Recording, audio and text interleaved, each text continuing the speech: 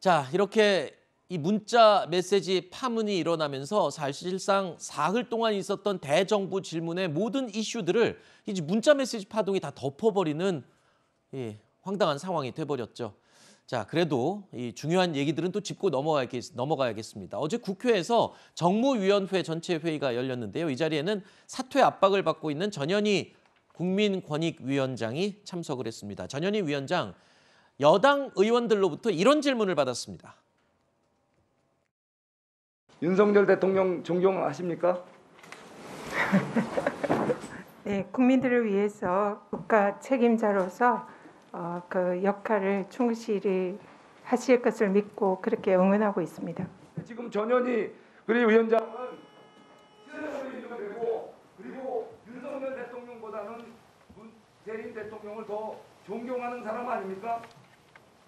제가 말씀드린 거에 틀렸습니까? 권익위원장의 임기는 개인의 문제가 아니라 법치주의의 문제이고 임기는 정해졌지만 물러나는 건 송석희 자유입니다. 의원님. 그 자리에 더 좋은 일을 더 훌륭하게 일어날 분이 계시는데 스스로 저런 대통령을 모시고 지금 억지로 그 자리를 지키고자 하는 의도가 뭐예요? 개인적인 문제가 아니라 법치주의 문제다라고 말씀을 드렸습니다. 자, 전현희 위원장은 이 본인 자리에서 물러날 뜻이 없음을 분명히 밝혔습니다. 여당 측에서요, 이 전현희 위원장의 사퇴를 정조준한 것을 두고 야당은요, 기관장이 고액 알바 정도밖에 되는 게 아니냐, 뭐 이러면서 사퇴 압박을 하는 것, 이런 것이 바로 직권남용이라면서 지금 반박하고 비난을 하고 있습니다.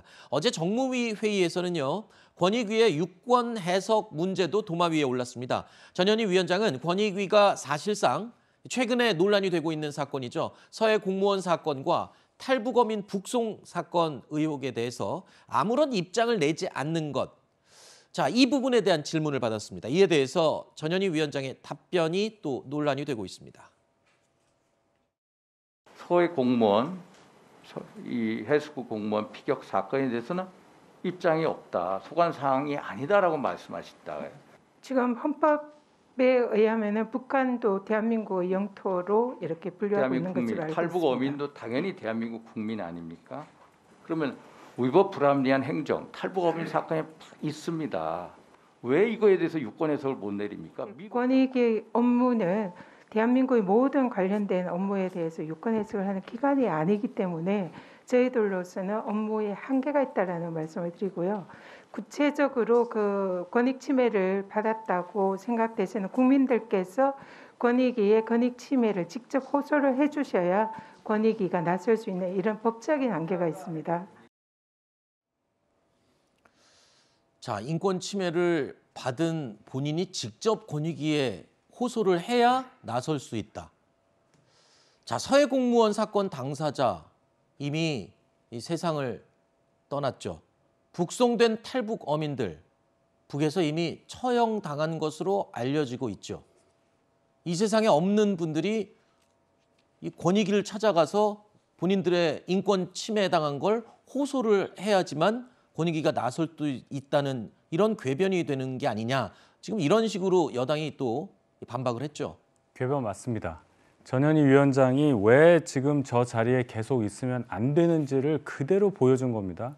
지금 현 정부 입장과 전혀 다른 얘기, 현 정부의 국정 운영과는 전혀 다른 방향으로 지금 얘기를 하고 있는 건데요.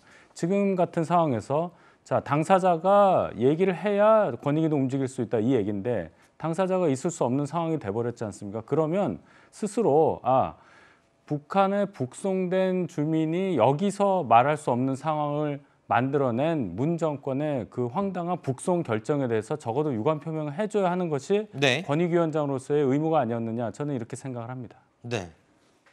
저는 일단 이 문제에 대해서는 이게 직접 할 수는 없다 하더라도 관련된 곳에서 할 수 있는 권한이 있지 않을까요? 제 개인적으로 그렇게 생각해요. 모르겠어요. 네. 지금 그러니까 예를 들면 피해를 당한 본인이 아니라 예를 들면 시민사회 단체든 의원들이든 네. 이 문제에 대해서 그럼 권익위가 유권 해석해달라 네. 요청하죠. 할 수 있지 않을까 개인적인 생각인데 네. 그런 부분들이 있었으면 좋겠어요. 예를 들면 권익위가 누군가의 그런 문제 제기를 통해서만 유권 해석을 한다고 하면 이미 요청을 했는데 이 자료가 제한적이어서 하지 못했다 뭐 이렇게 지금 답변이 나온 것으로 저는 알고 있거든요. 그래요? 만약 그렇다고 하면 이제 자료가 제한적이어서 어쩔 수 없다고 충분하다고 하는 건 이제 권익의 판단인 거니까 거기에 네. 대해서는 뭐 정치적 의견이나 아니면 해석이 달라질 수는 있겠죠. 네. 다만 권익 입장에서 그러면 충분한 자료가 없어서 분석이 불가능하다 이렇게 답변하는 거는 뭐 지극히 일상적인 답변이라고 저는 보거든요. 네. 근데 그거에 대해서 뭐 여야든 아니면 입장을 달리하는 분들이 거기에 대해서 뭐 얘기를 할 수 있겠지만 네. 뭐 충분한 자료가 없어서 거기에 대한 뭐 의견이나 유권에서 할 수 없다고 판단하는 것은 그냥 일반적인 반응이 아닌가 이렇게 생각합니다.